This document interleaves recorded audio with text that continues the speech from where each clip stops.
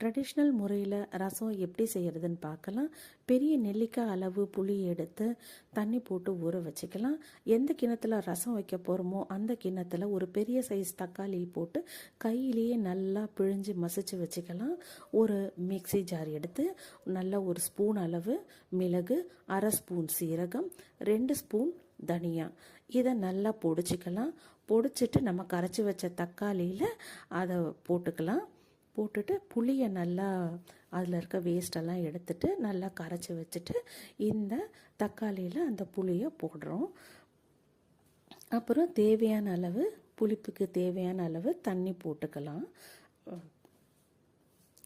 ஒரு கடாய் எடுத்து 1 table spoon அளவு நல்லெண்ணெய் போட்டு வெந்தயம், நம்ம உருட்டி வச்ச கெட்டி பெருங்காயம், காஞ்ச மிளகா, கருவேப்பிலை போட்டு வாசனை வர அளவுக்கு பொரிச்சிக்கலாம்.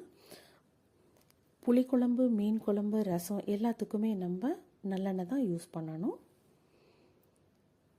நம்ம கரைச்சி வச்சதை இப்போ அதில் கடாயில் போட்டுக்கலாம். 1/4 ஸ்பூன் அளவு மஞ்சத்தூள் போட்டுக்கலாம். இப்போ ஒரு மிக்ஸி ஜாரில் ஒரு 10 பல்லு பூண்டு, ஒரு பிடி கருவேப்பிலை, ஒரு பிடி கொத்தமல்லி கொஞ்சம் நிறையாவே போட்டுக்கலாம். போட்டு தண்ணிலாம் போடாமல் ஜஸ்ட்டு ஒரு சுற்றிக்கலாம். உப்பு எப்போவுமே நம்ம ரசத்தில் கடாயில் போட மாட்டோம். அந்த கரைச்சி வச்சோம் இல்லையா கிண்ணம், அதில் தான் போட்டுக்குவோம். சூட்டோட கடாயில் போட்டு கொதிக்க வச்சா ரசம் கடுத்துருன்னு சொல்லுவாங்க. அதனால் அந்த கிண்ணத்தில் உப்பு போட்டுக்கிறோம். உப்பு போட்டுட்டு இப்போ ரசம் நல்லா நுர கூடி வந்த உடனே அந்த கிண்ணத்தில் தூக்கி ஊற்றிக்கிறோம். இப்போது ஊற்றுனதுக்கப்புறம் நம்ம பல்ஸ் பண்ண பூண்டு, கருவேப்பிலை, கொத்தமல்லியை ரசத்து மேலே போட்டுக்கலாம். போட்டு மூடி வச்சிடலாம். ரொம்ப ரொம்ப ரொம்ப வாசனையாக இருக்கும்.